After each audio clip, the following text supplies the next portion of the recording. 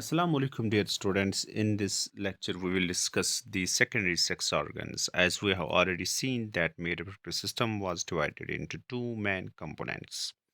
So, or we can say the male reproductive system has two important components: primary sex organs and the secondary sex organs, which include the accessory ducts, accessory glands, and male external genitalia. So, in the first two parts of the male reproductive system, we have discussed the primary sex organs. That are testes, which are very important, which are also called the gonads where spermatozoon is formed. अब हम देखेंगे इस video में ये जो स्पर्मेटोजोन testis के अंदर बने हैं ये कहाँ से निकलते हैं बाहर, किस स्ट्रक्चर में दाखिल होते हैं, जहाँ से दाखिल होते हैं, क्योंकि इसको स्पर्मेटोजोन को बाहर निकलना है। ठीक है, स्पर्म जो होते हैं इनको बाहर निकलना पड़ता है। ठीक है, for the deposition of the sperms into the female vagina or for the sexual intercourse, इसके लिए sperms डालने पड़ते हैं वजाइना में। तो sperms को एक पाथ की ज़रूरत होती है, एक पाथवे ऑफ sperms जिनको हम कह सकते हैं। ठीक है, इनको हम कहते हैं accessory ducts. So accessory ducts consists of red testes, vasa, efferentia, epididymis, and all this stuff. Accessory glands consists of prostate, seminal, bulbourethral, which is also called the Cowper's glands. So in this lecture we'll discuss the accessory ducts and accessory glands. Accessory ducts और accessory glands आज हम discuss करने वाले हैं. So पहले हम बनाएंगे front view of male reproductive system so that we will understand these components. accessory ducts जहाँ से sperms निकलते हैं, जहाँ से दाखिल होते हैं, जहाँ से चलते हैं, finally urethra में पहुँचते हैं. ठीक है, so let me draw the diagram of the male reproductive system. So dear students, this is the front view of male reproductive system. अगर यहाँ पे कुछ कलर से दिखाएंगे, ठीक है, आपको पता ही है कि यहाँ जो है स्पर्म्स बनते हैं। ठीक है, टेस्टिस के अंदर स्पर्म्स बनते हैं। ठीक है, सो यहाँ पे स्पर्म्स बनते हैं। ठीक है, okay.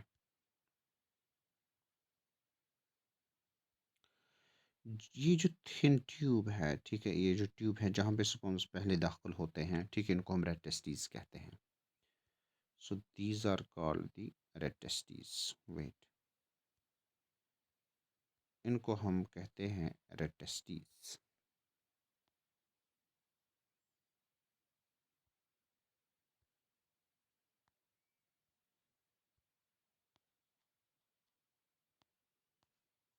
So these are called red testis. उसके बाद यहाँ से स्पर्म्स निकलेंगे। ठीक है, यहाँ से स्पर्म्स निकलेंगे, यहाँ से, यहाँ से, यहाँ से। ठीक है, और अब जो रेड टेस्टिस के बाद जब स्पर्म्स पहले स्ट्रक्चर में यानी पहले डक्ट में जो दाखिल होते हैं रेड टेस्टिस के बाद, उसको हम कहते हैं वासा एफरेंशिया। ठीक है, so that's basically called the Vasa efferentia. इस वाले स्ट्रक्चर को हम क्या कहते हैं? इस वाले स्ट्रक्चर को हम कहते हैं वास इफ्रेंशिया।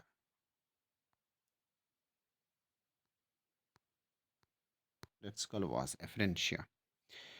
वासा एफरेंशिया के बाद जब स्पर्म्स वासा एफरेंशिया में दाखिल होते हैं, उस टाइम जो है कुछ सब्सटेंसेस स्पर्मेटोजोन को ऐड किए जाते हैं। ठीक है, ओके। यहाँ पे जो मैंने दिखाया है ये क्या है? ये स्पर्म्स है। ये क्या है? ये स्पर्म्स है। स्पर्म्स। अब स्पर्म्स को कुछ सब्सटेंस ऐड किए जाते हैं। यहाँ पे ये जो ग्लैंड्स मैंने दिखाए हैं, ठीक है, ये glands, these gland are called the seminal vesicles. ठीक है, बना के रखेंगे यहाँ पे। ये जो दूसरा ग्लैंड है, this gland is called the Cowper's gland,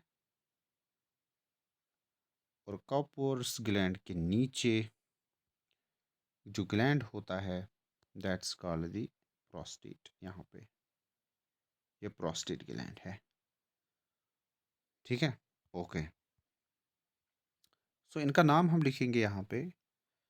सो यहाँ पे अगर हम देखेंगे ये जो ग्लैंड्स हैं इनका नाम क्या है? यहाँ पे सेमिनल वेसिकल है। यहाँ पे ये क्या है? ये सेमिनल वेसिकल है।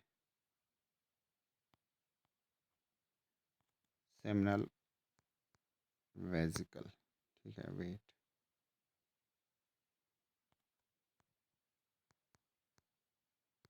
यह है सेमिनल वेसिकल। उसके बाद ये जो ग्लैंड है This gland is called the Cowper's gland.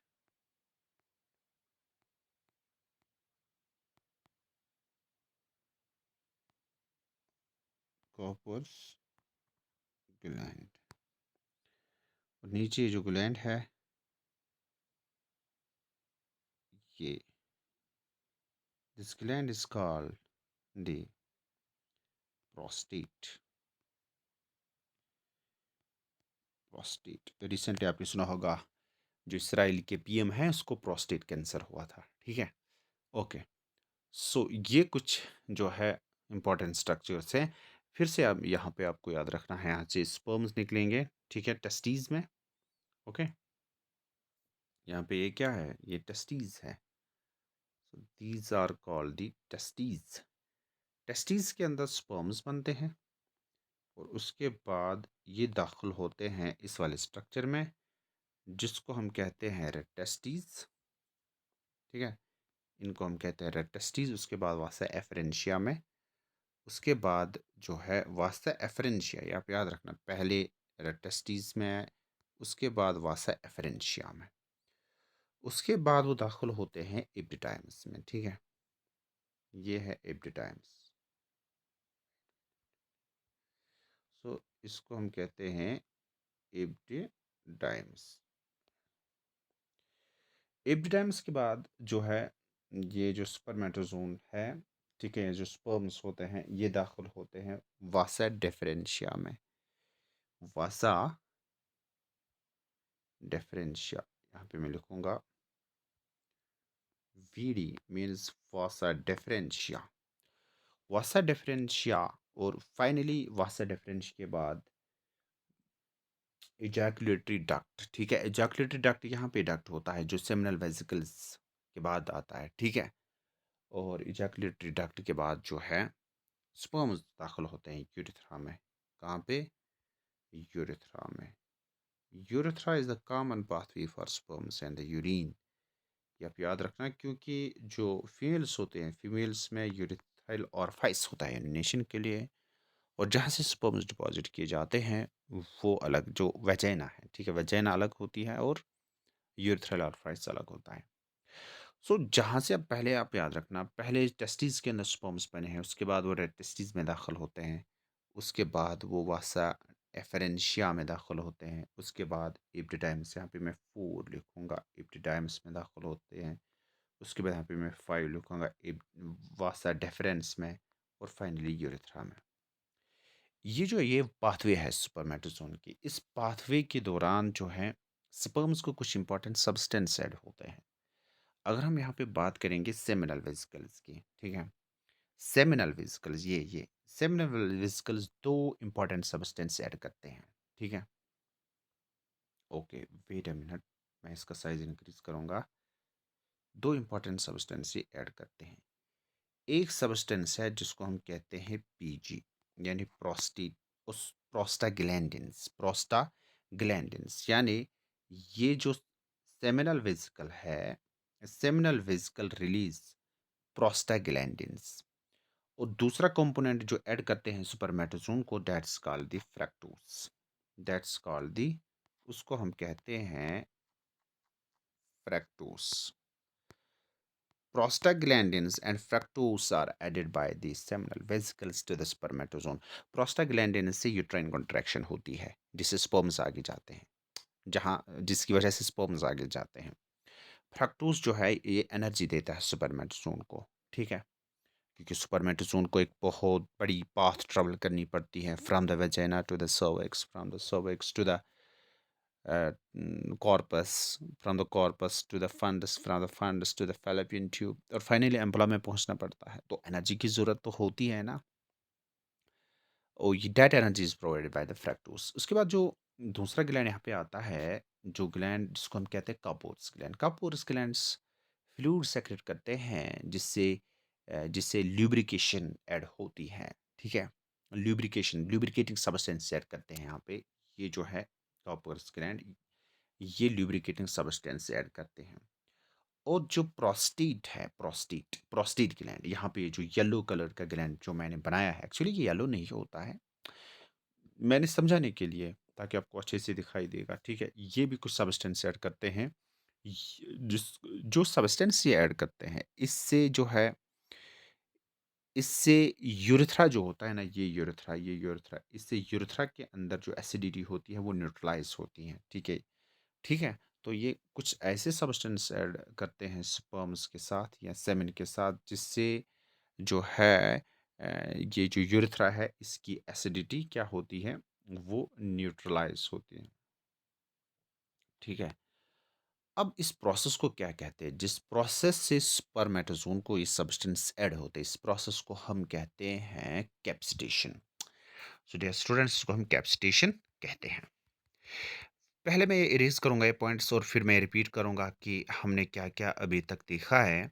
वो ये है कि जो टेस्टीज़ हैं, टेस्टीज़ में स्पर्मेटोज़ोन की फॉर्मेशन होती है और वहाँ से वो निकल के प्रोस्टे यानी टेस्टीज़ में दाखिल होते हैं, उसके बाद वासा एफरेंशिया में, ठीक है?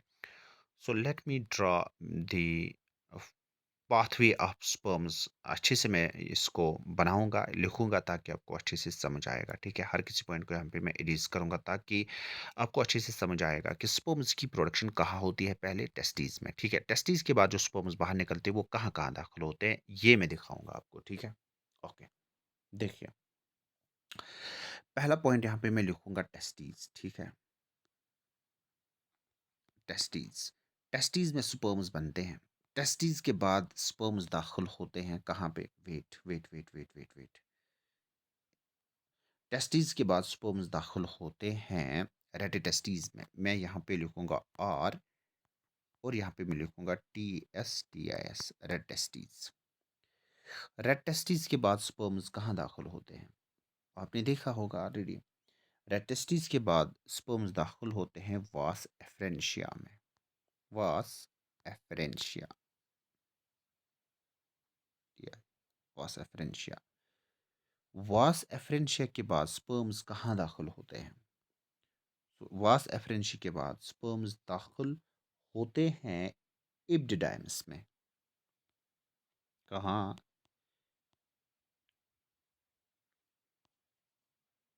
इब्डिडाइम्स, यहाँ स्पर्म्स दाखिल होते हैं। इब्डिडाइम्स के बाद स्पर्म्स दाखिल होते हैं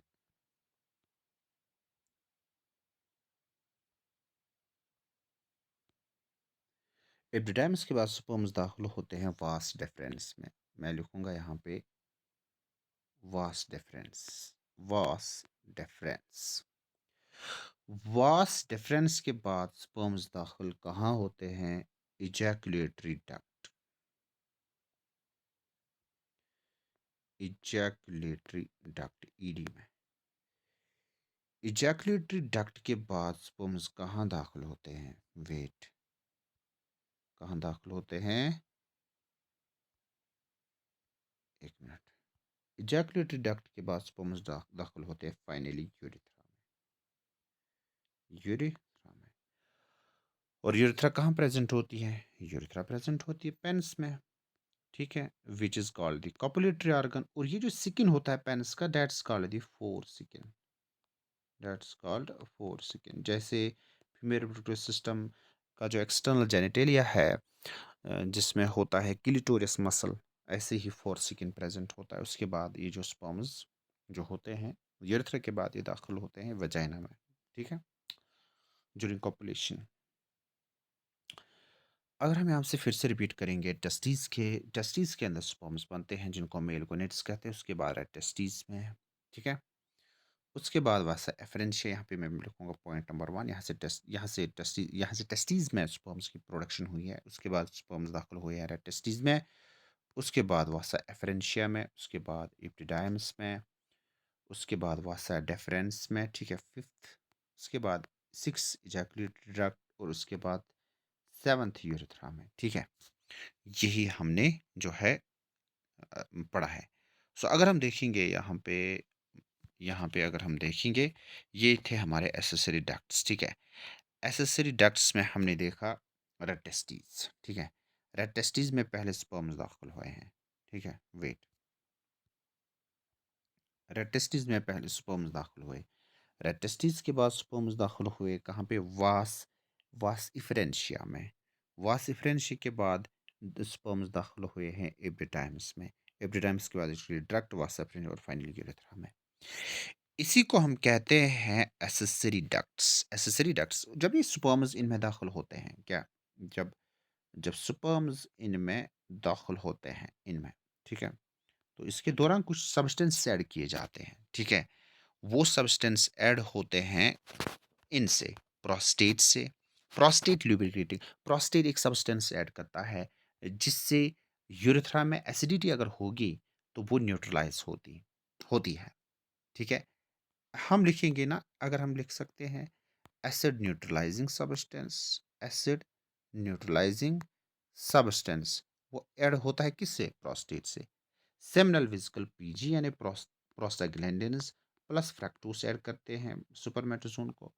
बल्बोइरेथ्रल ग्लैंड ल्यूब्रिकेटिंग सब्सटेंस ऐड करते हैं जिसको हम कॉपर्स ग्लैंड भी कहते हैं। So dear students, that was all about today's lecture. अभी तक हमने डिस्कस क्या किया है, देखो, सेकेंडरी सेक्स ऑर्गन्स, ठीक है, जिसमें हमने एसेसरी डक्ट्स देखे हैं, एसेसरी ग्लैंड्स देखे हैं। मेल एक्सटर्नल जेनिटेलियम में सक्रोटम है। अब सक्रोटम का काम है, थोड़ा सा मैं जल्दी रिपीट करूंगा, so we will conclude this topic. अब है क्या काम किसका, सक्रोटम का। अगर ये सक्रोटम है, ये आउटर सिकिन होता है ना, आउटर पाउच ऑफ सिकिन, जिसमें होते हैं क्या, टेस्टिकुलर लोब्यूल्स, जो ऑलरेडी हमने देखे हैं। ये सक्रोटम है, क्या है ये, क्या है ये, सक्रोटम है। सक्रोटम टेम्परेचर कंट्रोल करता है। अगर बॉडी का, अगर एनवायरनमेंट का टेम्परेचर ज़्यादा होगा, सक्रोटम रिलैक्स करता है इस टाइम, ताकि ये बॉडी का टेम्परेचर गेन ना करे, क्योंकि नॉर्मल स्पर्मेटोजेनेसिस के लिए 2 to 3 डिग्री सेंटीग्रेड का टेम्परेचर होना ज़रूरी है। Scrotum relaxes when there is higher temperature in our environment. ये कॉन्ट्रैक्ट करती है सक्रोटम तब जब बाहर का टेम्परेचर कम होता है, ठीक है, ये श्रिंक हो जाती है एंड ये टेस्टिस को क्लोज रखती है उस टाइम, क्लोज लाती है to the body, so that testes should gain the temperature of the body so that the normal spermatogenesis should occur. So this is the function of secretum. Secretum penis क्या है, male external genitalia है। So in this way we have complete these two components, ठीक है। Male reproductive system में हमने primary sex organs and secondary sex organs देखे हैं। So dear students, मिलते हैं नेक्स्ट वीडियो में, तब तक के लिए गुड बाय, अल्लाह हाफिज़।